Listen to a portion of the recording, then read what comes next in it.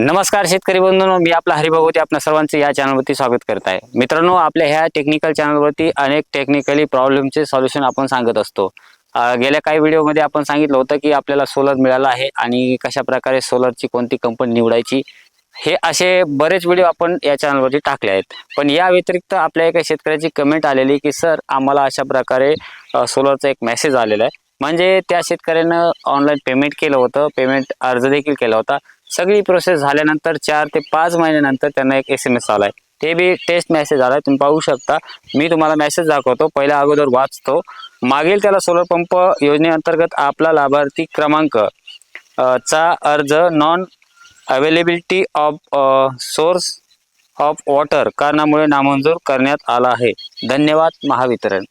तर हा अशा प्रकारे मेसेज तुम्हाला देखील आलेला असेल तर तुम्हाला काय करायचं याबद्दल मी सविस्तर व्हिडिओमध्ये सांगणार आहे, तर व्हिडिओ शेवटपर्यंत बघा। चला तर शेतकरी बंधूंनो, अनेक जणांना अशा प्रकारे मेसेज आला असेल, मी तुम्हाला स्क्रीनवर दाखवत आहे। हे स्क्रीन इथं तुम्हाला दिसत आहे, हा मेसेज त्या शेतकऱ्याला आलेला आहे।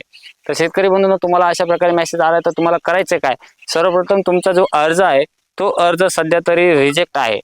रिजेक्ट म्हणजे काय, म्हणजे अर्ज तुमचा बाद करण्यात आला आहे। आणि कारण काय, तर अनेक जणांना माहिती नसतं की आपण पेमेंट करतो आणि आपला अर्ज आता करायचंय काय, अनेक ठिकाणी आपण जातो ना, आपल्याला कोणीच माहिती देत नाही, मग त्यामुळे आपल्याला चिंता करायची गरज नाही।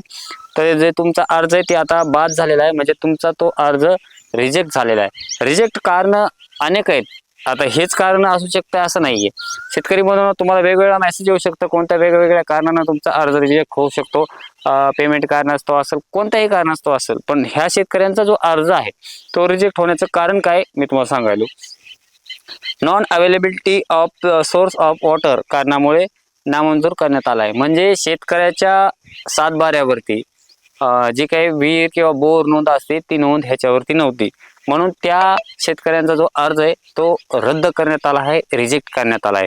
आता तुम्ही देखील ऑनलाईन अर्ज केलेला आहे आणि अर्ज केल्यानंतर तुमच्या सातबाऱ्यावरती बोरची विहीरची नोंद नसेल तर तुमचा अर्ज अशा प्रकारे रिजेक्ट होऊ शकतो।